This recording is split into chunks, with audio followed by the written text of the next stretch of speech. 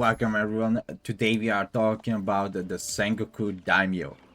Now it's gonna be very interesting. So first of all, I send all the villagers to the wood because I need to align the TC first, the scout second, right? These are more important.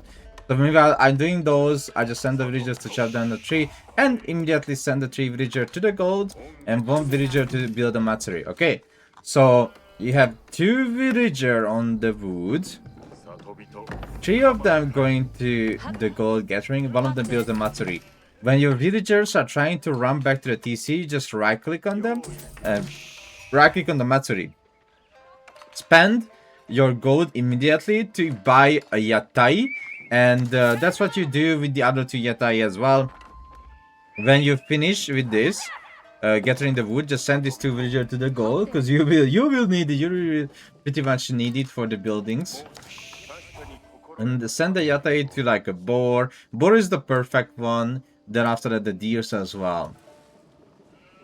So now here on, I'm just gonna put the villagers some food. I'm gonna build a house around the berries as well. When I'm playing with Sengoku, I don't like to gather deer first. The reason behind that, because of your yatai. So the yatai gives you more food on better food. That's funny to say. So on deer, you get 4 food per minute. On fish, you get 4 food per minute. And on boar, you get 40 food per minute. It might change in the future because I think this is kind of crazy. Because it gives 20 food per minute by base, right? And you go to a boar and now you get 60 food per minute. That's like half on a villager. So in the Dark Age, you can get how many villager? 4.5 villager just in the Dark Age. Okay, that's kind of crazy. Listen, why is the Sengoku Daimyo start with 6 villager and the OOTD start, not OOTD, sorry. Golden Horse start only with 5 villager, but Sengoku start with 6. Like, this civilization economy is kind of crazy, so it might change in the future how the yatai works, but currently the yatais are insanely strong. So you can see at the top how I'm aligning the villagers, but I'm mostly sending to food. The 2 villagers finished on the wood, so I'm sending to gold right now. So, which landmark to choose in Feudal? If you can't use the full potential of Coco Township, don't build it, okay? So when you ever see a guide video, someone making a Sengoku guide, and they are building Coco Township, the reason why they are doing that, because they are not forgetting to use the Coco Township. If you don't have the APM or the brain capacity, let's say that, okay, it doesn't mean you are stupid or anything like that, but if your reactions are not as good or you forget what you are doing, don't build it, just go with the Ryokan. Ryokan is perfectly fine as well. It gives you 60 population, so 6 houses, and also healing buff, so which means you are saving a lot of wood, right? 6 times 50 wood, that's 300 wood saved, and also you are getting a little bit of healing on your units.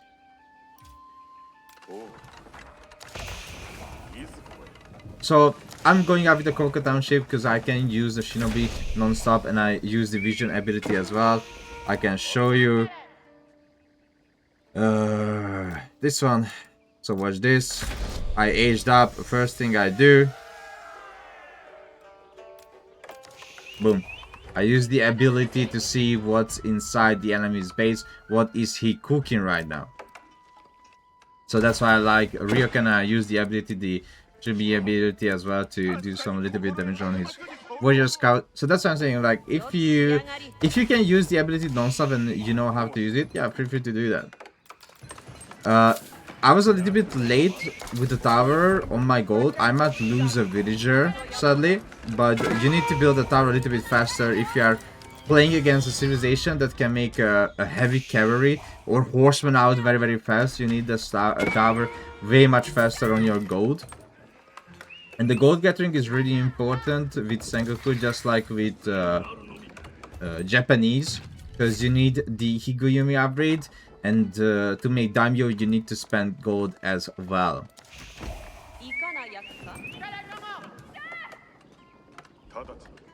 I have my 3 yatai, and I think I got another one, so I have 4 yatai non-stop gathering food for me. As you can see, my resources are really nice.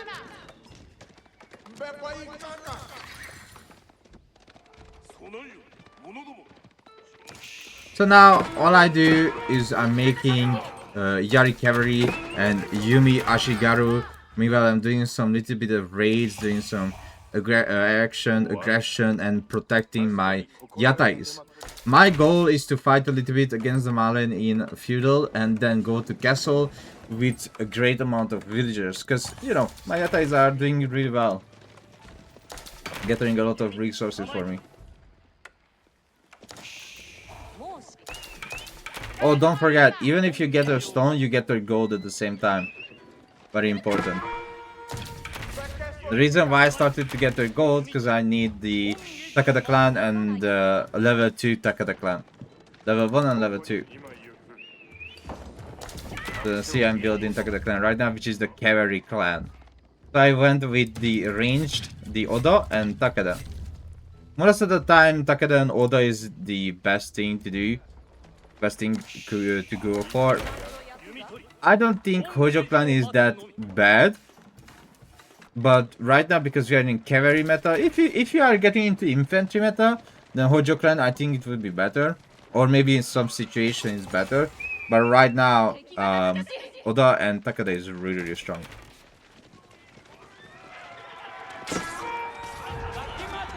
I was looking away and I didn't see that he's protecting his food this much. With so many speedmen and so many horsemen. That's why I lost a few of my horsemen. Sniping out the Donzo. Of course, the cavalry is not the best knight killer unit. I'm just trading army with him. But my Yumi Ashigaru are very, very cheap and they have 6 damage. With the Daimyo, faster attack speed as well.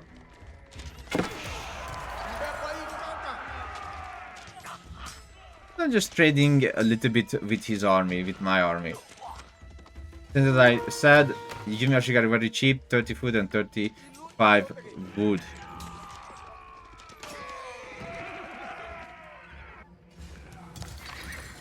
Meanwhile, I got my food upgrade, level 2 on my food gathering, aka the berry gathering. I get the berry very, very fast. And I'm just trading with his army with my army. So that's gonna be most of the game. Just trading, killing the Donzo with the archer, trying to kill the Sofa with the Yari Cavalry and the archer.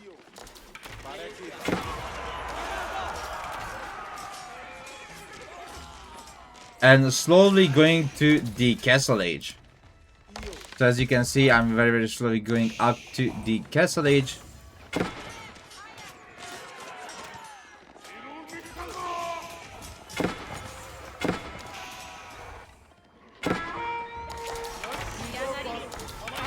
And now we are going up to the Castle Age with the Saka River.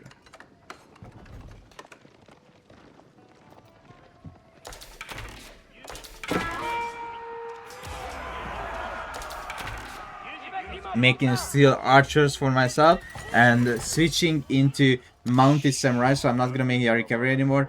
I will make mounted samurais.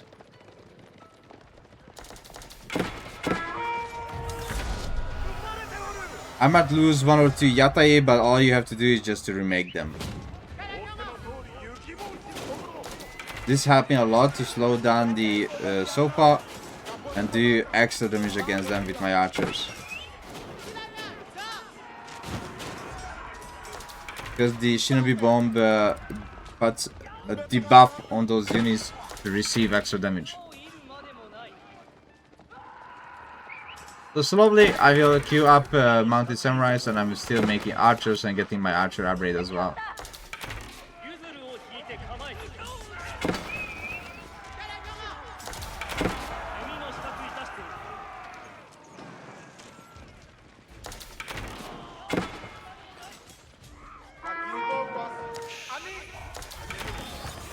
I have Castle Age archers now.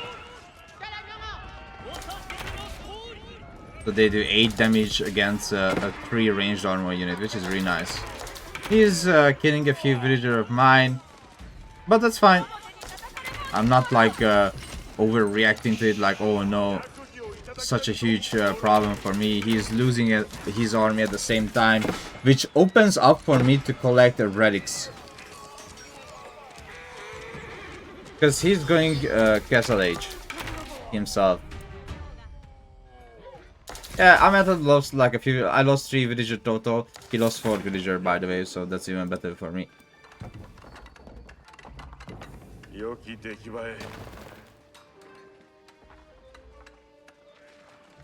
So now I'm going to push and soon collect the relics as well. Do some a little bit of aggression.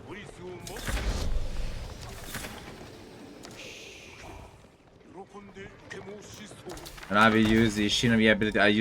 I'm using the Shinobi Scout monster to see where is his army.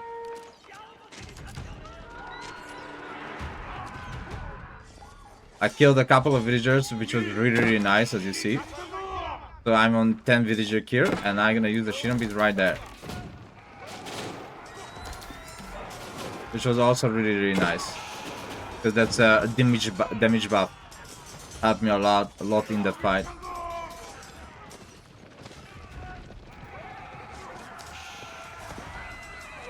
I'm mixing in Tanagashima and Ashigaru as well. Because they do bonus damage against heavy, and these units are heavy units. And I start making farms in my base. And I will build a second TC as well. Because I need to pump up the number of food per minute. Meanwhile, my Yatais are still collecting resources on the map, as you see. And I also upgraded the farm Yatai, which means my Yatai at the base giving me 80 food per minute. Look at that. I'm collecting the relic slowly. He even found one of my Yatai inside his base. And he's killing it. Oh, really good thing to not forget. When you are playing with Sengoku, you get the mountain top training, which gives you extra movement speed on the Ikoiki monk. And they have Buddhist conversion, which gives 20% extra damage for 20 seconds for your allied units. This is really nice. But of course, in this game, I didn't want to use it because I tried to go as clean as possible. Let's say the clean, like a normal normal Sengoku game. Because if I pull out these magic things from the head, right? Oh, look at this. So this is why the Shinobi is instantly strong. Look how slow those villagers just became because of the Shinobi grenade. And I'm on 20 villager kills so far. That's crazy. 20 villager kill.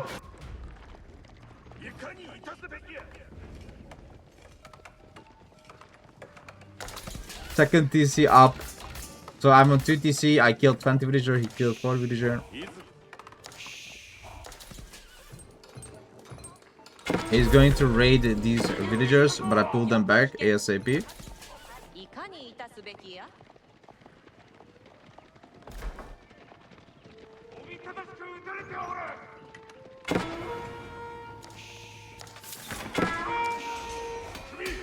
So he found my army, he's fighting that, which was like, okay, that's perfect for me. Protecting myself, still building farms around the Matsuri. And I will build another Matsuri here and get some Yatai food traders inside. So he will try to push my base now with that army. And it looks very scary, right? That looks very scary. 24 Donzo and 9 so far. Pull these villagers away because I don't wish to fight here.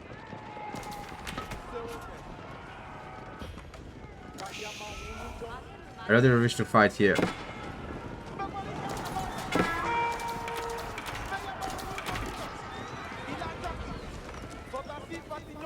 At the same time, I have the final level of Takeda Clan Daimyo, and I'm getting the extra damage against infantry for my mounted samurai. So he is pushing in now, which was like, okay, that's good. That's fine for me. I like that. Let him push closer. Closer to my main TC. using the shinobi so he can't run away, and he's receiving extra damage when the shinobi grenade hits those units. As you can see, 40% more damage as it says on the text. But I'm pretty sure that's only 35. And I clean up his whole army.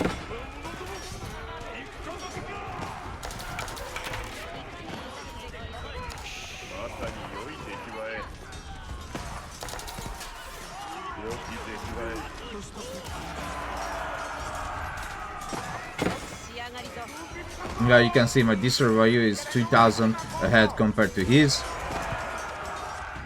And I'm building more farms to make sure my food per minute goes over 1000 food per minute, which is very important in my situation right now. Pulling the villagers to the left side since I need gold, not stone. But of course, because I gathered extra stone, I will start making towers and spam Springo towers, like here as well. And as I told you before, I built it here in Matsuri.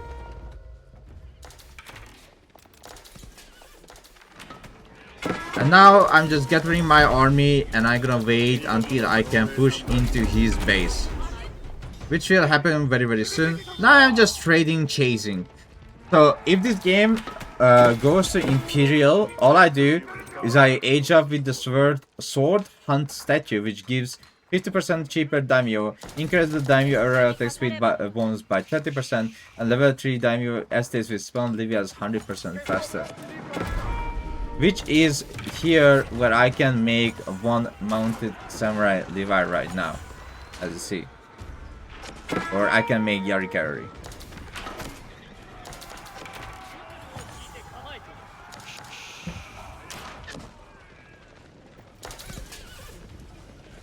So now my army consists of Tanagashima Shigaru, Yomiya Shigaru, and Mounted Samurai. They have a good amount of HP and damage. If you raid the left side, which will be really painful for me, but I decided, okay, so he's going for my base, let's go for his base. Because if he loses these cows, that's GG for him. That's over. Malian is just all about his passive income. And losing this amount of passive income is just suffering. As you see, I have towers here at my base as well, Springo towers, multiple Springo towers to protect the villagers on these farms. And I'm building more farms, because we need to ensure that very close to 2000 food per minute very, very soon. Now I'm going to his base, as you see. Pushing in. He's attacking my villagers on the gold, killing a few of them sadly. But that's fine, because I made it inside of his base. Knights are inside, doing a little bit of cleaning before I pull my full army. As you can see, a little bit of cleaning. He's killing a few of mine. So we are trading villagers, but I killed way more villager and my destroy value is so much better as well. My full army has arrived, so it is time for me to fight him and try to destroy the cow ranches. I put the shinobis. I use the ability, the shinobi scout, to make sure I can summon the shinobis here, and I summon them. As you see, oh, it's 40%. Anyway, alright, so 40% extra damage, I guess.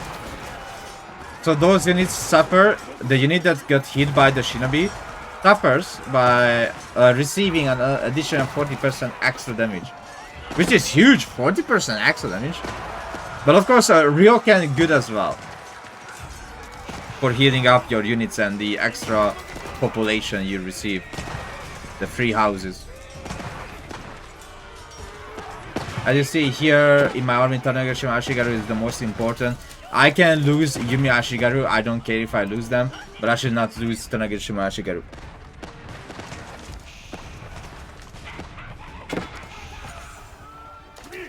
$7,000 more destroy value, and now I'm focusing his cattle ranches. But I'm going into the middle of the base, and I will slowly start making battering rams.